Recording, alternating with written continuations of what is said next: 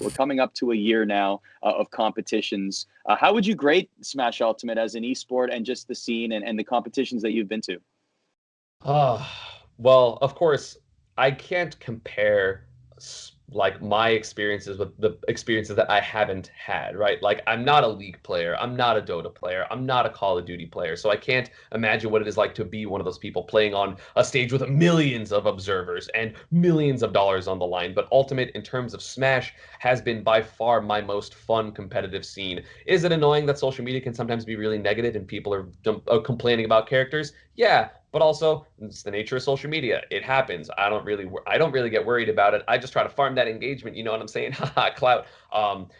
Anyway, the game itself has been incredibly competitive. There is such a diverse meta game between really heavy rushdown players, really heavy campy characters, passive aggressive players, players that are just so smart and patient, but then can just burst on you in a second. It is so fun to play a plethora of players, a plethora of play styles, whether it's from country to country, whether it's player to player, whether it's region to region. It is so it's just fun because, of course, the game is still new, so there is not technically a correct way to play, whether it's like a character or a matchup, because everything is just being discovered. Like basically every single tournament, every single set, new things are being discovered. So it's so fun and it's so like exploratory, and that doesn't even make sense in the context of everything, but it's just like every single tournament I see something new, whether it's from the top players like Leo or Nairo or Tweak or Zachary, or whether it's just like a clip on Twitter and I'm like, oh, I didn't know you could do that sequence of things. Like these random people that like aren't getting tournament results are still doing the craziest things that then the top players can incorporate in their play. Like, I have a Discord of Pikachu players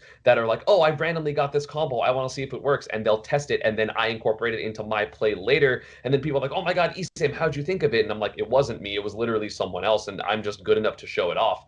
Like there's a lot of that in all the characters. So the game is just so fun, it's so new and fresh. And of course there are people that are going to complain about like specific mechanics like spot dodges, or just like how things are too safe on shield, which is really funny because people complained in the last two Smash games that the game was too defensive and shield heavy, and this game isn't, and now people are complaining about it because people aren't satisfied with anything unless they're winning, I guess. I don't exactly know, but I love Smash Ultimate. It is so fun. It's hard to compare to other esports because I'm not another esport player. The only thing I can really compare to is other fighting games, and I feel like right now it is the most exciting fighting game, and it is the biggest fighting game. Do we have the Tekken World Tour League where that's happening and like all the dojos and all that like infrastructure?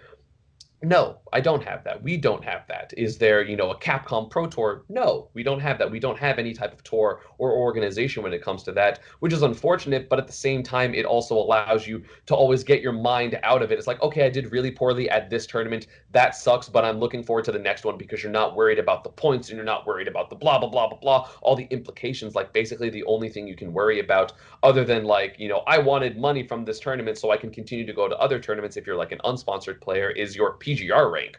Like that's going to be the biggest thing. But of course, that's like it's hard to put yourself in a position where you're pressured to do well because of the PGR. You should want to be high on the PGR as a recognition of what you've done in the season. Like that's a much better way to look at it.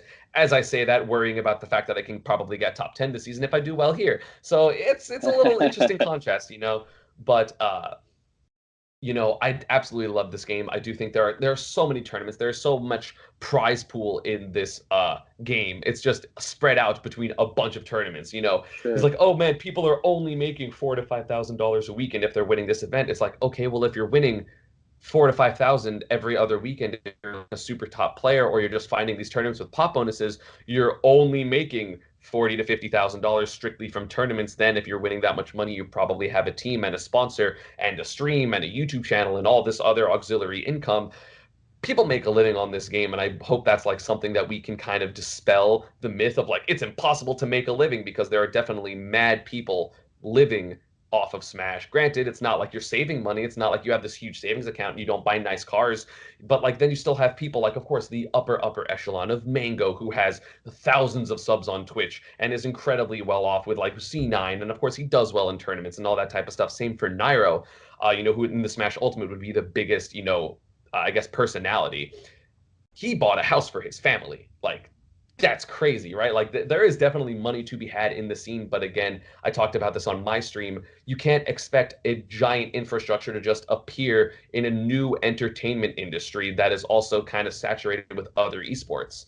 It's hard. It's unrealistic to be like, we want this thing right now. It's like, okay, well, you have to work for it. It's not just going to Hmm. be thrown into you. Granted, that's also from the perspective of someone that has been in the scene since 2005, has seen very little to no Nintendo support, like outright. It's like, oh, we have like Nintendo sponsors events and they like have Nintendo Switches and we got to play Smash Ultimate early at a couple of events, which was awesome, but they're not throwing money. They're not, I think the closest real in terms of like affecting a tournament type of thing that Nintendo has done is the online qualifiers that flew people out to Big House, which is crazy good, and I love that because they're trying to connect their like reach and then the competitive scene, which is great, and I love that. And I'm grateful for that because I'm not expecting a huge Nintendo thing because I've been around the block. I've been here for 14 years. I'm not expecting this thing to randomly change when it has so far had no reason to. So I'm, very grateful for what we have, the bunch of events, the bunch of money that you can get from these events. Like you don't even have to travel. If you go to like bustling regions, like really popular regions, like even like Texas, have like 5 locals a week. And if I really wanted to just make money, I would just go to locals day after day after day after day, and make $150 to $300 every day, depending on the tournament. And that's 1,500 a week. That's a pretty damn good salary as far as I'm concerned.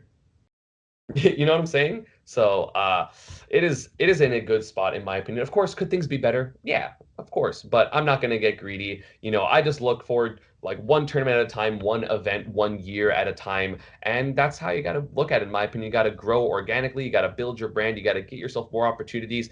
Because if something does change, you wanna be in the best spot you can. And Ultimate Summit 2 is something that can definitely help that.